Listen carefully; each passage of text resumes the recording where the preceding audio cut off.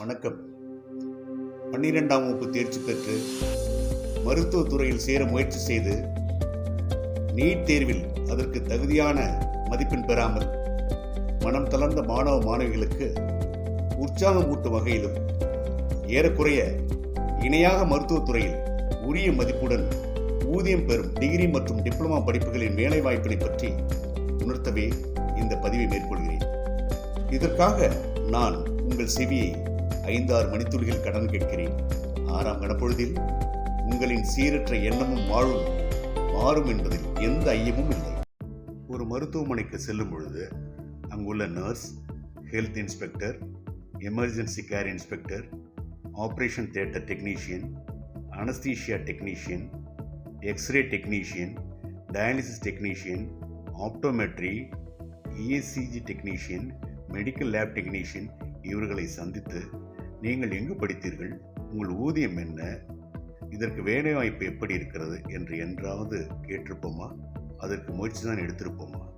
ஆனால் உங்களிடமே நீங்களே கேட்டுக்கொள்ளுங்கள், இந்த படிப்புகளை படித்தால் என்ன ஊதியம் கிடைக்கும், உங்கள் வாழ்வு எப்படி இருக்கும் என்று. சரி,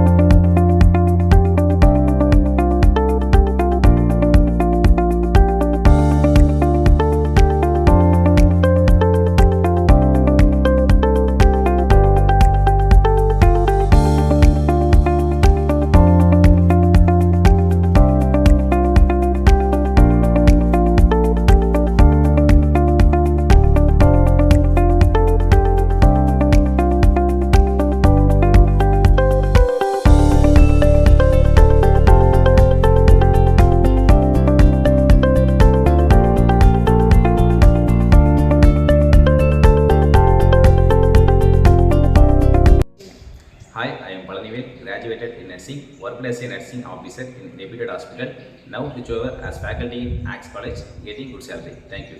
Hi friends, I am Usha, graduated in nursing, worked as a nursing officer in Reputed Hospital, now switch over as faculty in Axe College, getting good salary.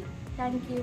Hello all, I am Akila, graduated in Medical Lab Technology and working as Medical Lab Technical Officer in hospital as well as faculty in Axe College, getting good salary. Thank you.